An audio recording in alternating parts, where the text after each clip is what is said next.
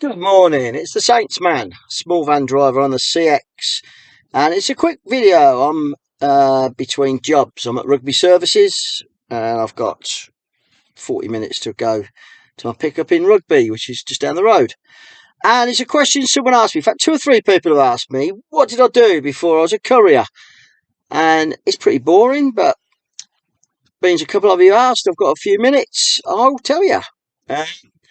Left school, 1979, joined the Navy to travel. I'm mad on travelling. I love travelling, been everywhere really, and I wanted to travel. And to join the Navy, the forces, I thought brilliant, be able to travel. And I got in and went down to HMS Raleigh when I was 16. Didn't know anything, and I just stayed there 13 weeks because there was cuts in the government at the time, and they was not thousands, well, there probably was thousands of seamen in the Navy that hadn't gone anywhere for 18 months because they was decommissioning boats and they weren't putting new boats on. So people were just not travelling, they were just bored. And you either had to sign up for 3, 6 or 9 years or off. And I offed. So I was only there 13 weeks, did all the training, absolute waste of time. Come back and I hadn't got a clue what I was going to do. I went into engineering, did a trainee engineering, working on a lathe, a capstan lathe, and again I worked there for, could I say 2 years? Shit money. I'll tell you what the money was to start with, 28 quid. My first pay packet was, and I think it went up to about 35 quid in 2 years, and it was just the same. I work at a single spindle Wickman automatic lathe, doing tappets for Aston Martin Lagonda. That was my contract. Absolutely bored shitless. Then I had a mate who said, "Why don't you go become a postman?" I'm like, "Really, postman?" Didn't really think much of that. The only thing that attracted me to that was it was double the money I was on. So I applied and got it. Straight away, they were looking for postmen, and I was on the post for 20 years and a week. And in that time, I started off doing a post round, and then they were short of van drivers. I went on to vans, and then I got my they put me through my HGV, which is, you can't knock it. They did that. Drove a Leyland road train. Only you old fuckers on here will know what a road train is. Crash gearbox. I even used to drive the old Dodges, and absolutely horrendous motors to drive. What you think they drive now?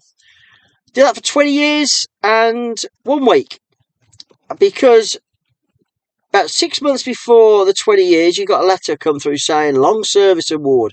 You are got 20 years. You can have a barbecue, a carriage clock, or some as a gift, and we're going to take you to local hotel and give you free scoff and entertainment for the night.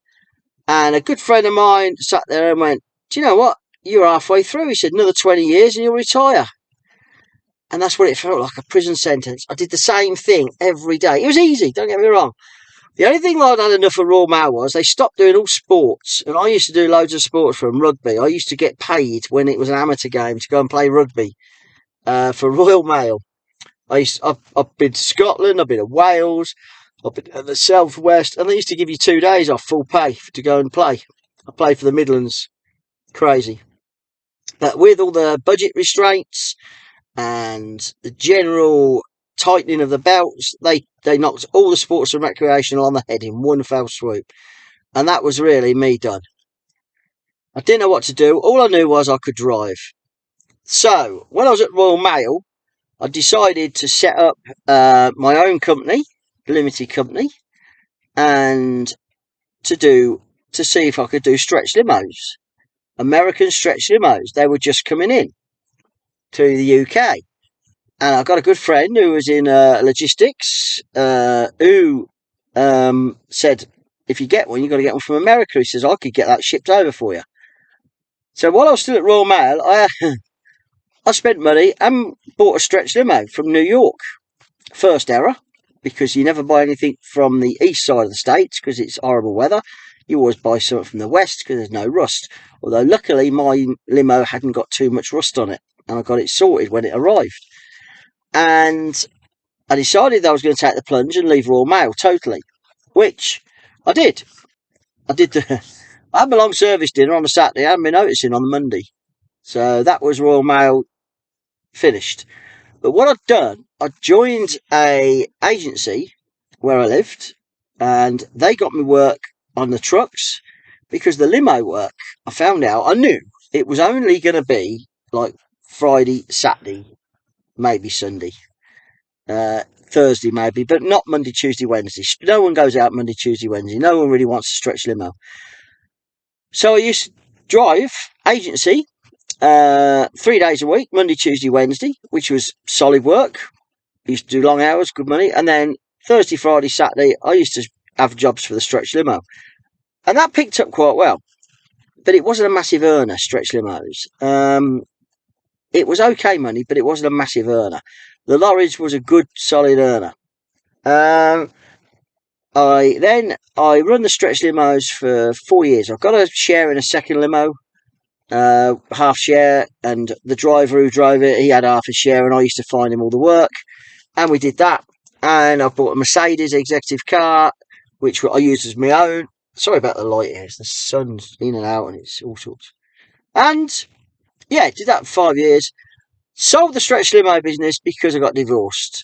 Yeah, it didn't do my marriage any good. While I was doing all this work, my ex was seeing someone else, and I found out, which didn't get out really very good for everyone, really, because I kicked her out, and I ended up, she wanted half the house and all that, and divorce, blah blah. But hey, it happens. Met Julie, my present wife, and I must thank my ex-wife because she did me a real favour, because Julie is just gorgeous, just brilliant. She's everything you could want in a wife. So really, I should thank my ex-wife, because she wasn't. Only I couldn't see that. But we're off the stretch. So sold the limo business. Didn't get much for it. Sold both cars, but it was enough to keep me, because also my ex-wife, we had no money. She took the lot, and I'd got to pay bills, so that got me going. And then as a limited company, I went and joined. All I can say is a bloke who used to provide the trucks and provide the work, and you provided. So on a self-employed basis, you were the driver. And I knew him well. I played rugby with him when he was a young rugby player, and I was nearly retired. And I joined that company, and he got me a truck. I started off with a Mercedes. That's a lie. Tell you a lie straight away. Started off with a Scania, an old Scania, doing UK work for about a year. Earning pretty good money. Long hours, but good money. And there was 8 of us doing it. He had 8 drivers working for him. So he had 8 trucks, 8 trailers, and we run. A couple of us UK, the rest of them Europe. Then I progressed and did tramp in Europe for 5 years with him. About 5 years, 4 or 5 years. Got a Mercedes, mega space. And then I got another Scania, top of the range, all leather, really nice, but you worked. I was abroad from, you could say Sunday really, because I used to go in at 2 o'clock Monday morning and get back Saturday night, Saturday morning. So long hours, good money, don't get me wrong, really good money. Spent most of the time abroad, Belgium, Germany, France, Holland, pretty much doing. And then I got a contract to do the same thing, because Julie, my wife, she was on nights. She's a Marie Curie nurse at the time, and she was on nights, so I did night runs. I did 3 trips a week to Belgium for the last 2 years. My mum got really poorly. She was poorly anyway. She got cancer anyway, my mum, and it was fine. It was a type of cancer which was controllable, and she controlled her cancer. It was myeloma for about 15 years, and then she had a problem. One of her levels went berserk, and she went downhill. My wife, Julie, at the time, obviously Marie Curie nurse, knows all about it, and says, you really got to come home, because I don't think your mum's going to be around more than 6 months, really. So I jacked it in. I come home, and what I did a fair bit of local work. All I wanted was 8 hours a day, and I used to do 6 till 2, a trailer swap through an agency up to Manchester. And that suited me, because I could look after my mum, because I was the only kid, I'm the only child. And my mum, we kept her at home for as long as we could. and we had help, and Julie was brilliant with her. And that lasted, and then we decided what we're going to do. Julie had enough of Marie Curie, because, bless her mum had passed away from cancer. So we went and sat and had a meal in a cafe near where we lived. I'd also sold the house I lived in, and I was living in a lodge on Billing, Aquadrome. And Julie was living in Kettering, and then we bought a lodge between us, a big lodge, the biggest one they had. Julie moved in, we got married, and so my mum deteriorated, and we decided we fancied doing something different, and we bought a cafe. We didn't buy a cafe, we with Julie's daughter, my stepdaughter, we went in as partners, and we see a cafe, we'd sat in it, it was dire, but it had great footfall, no one was in it, and they were trying to sell it, the lease, and we went in and managed it on a rolling lease with the landlord, because we didn't want a long term, because we didn't know how it was going to go, and that turned into 12 years. We took it over in 2010, and 12 years later, 2022, my wife, they packed it up in August. I left in 2020 because of COVID, and I started back doing the courier.